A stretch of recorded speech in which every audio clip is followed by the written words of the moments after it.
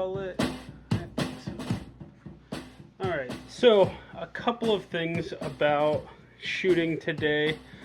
First of all, the autofocus with the 200 to 500 5.6 on the F100, really good for birding. It worked out great. Really surprised with how quickly it autofocused on birds and kind of stuck to them. If you kept the focus point on the bird, we did okay. I will say, this is Rollei RPX 100 speed film.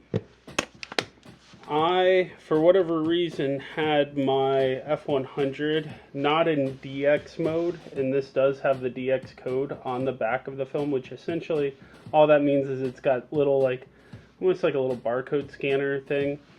So it's got little silver pieces here on the film in the right spots, and then there's a little barcode scanner thing here in the back of the camera.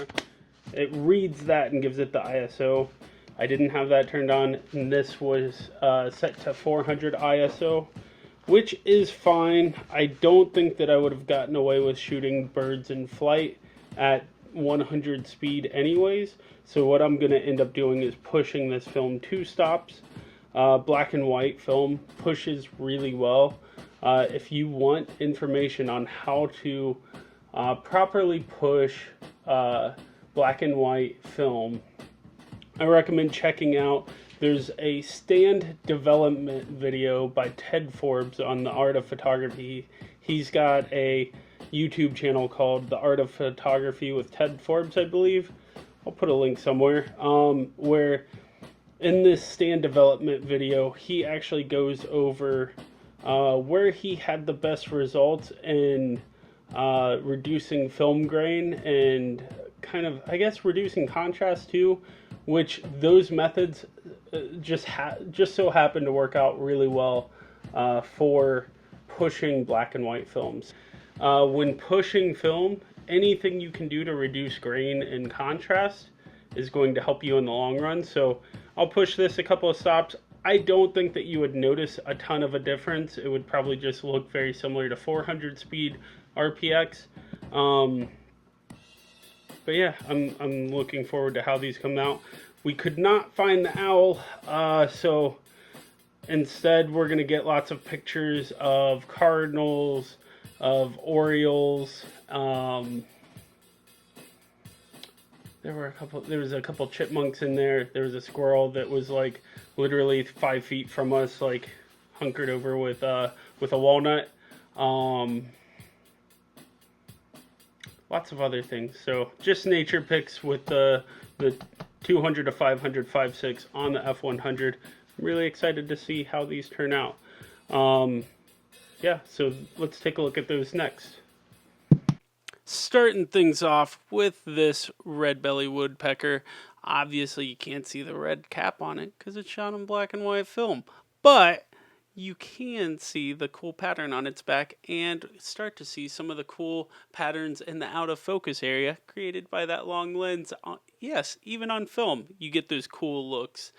And then this guy, I thought that this was really cool just with the different shapes that you get with those branches, the stark contrast, almost looks like an old Hitchcock still from one of his movies. Yeah, and just, I'm really happy that I nailed focus on the eye. So there's that, you know. This is the first of a couple of our orioles here. These guys were a lot of fun to watch. They were kind of bounding around from tree to tree into these bird feeders where they would dive bomb it, knock some bluebirds out of the way, grab their food, go back to a tree, shove their food into a crevice in the bark, and just nibble away at their dinner. It was pretty cool to watch. This is another one. I'm really happy with the focus on this one, and like not only did the focus get nailed on the bird itself and that eye is tack sharp, but the out of focus is just sort of, I don't know, almost like otherworldly a little bit. This, I mean, talk about an out of worldly sort of out of focus area, because there's so many different tree branches and stuff at different depths. This picture of just a female cardinal looks pretty insane, and the fact that the eye contact is right there too just almost feels a little bit more intense. But then you get this one where he's just sort of where she's just sort of posing for me, looking off into the distance. But that autofocus, I mean, I'm getting like Sleepy Hollow vibes and stuff. It just looks sort of wild and intense, and it's really cool that you can get all these different looks just out of that same lens, that same 200 to 500 lens. And this, I mean, come on, that almost looks like an old uh, like pastel painting or something. It just looks really pretty with that focus fall off being so much more gentle. And again, eye contact with the bird, so sweet. Really happy with that one. This is the first of a couple critters, just a common squirrel here in Ohio, but he found a walnut that I suspect he buried over the winter, and he's just hanging out. Really happy that I nailed focus through the foliage. You can see all the leaves and stuff around him. It wasn't easy, but I'm really happy with the result there. I don't know if I missed focus on this or if this little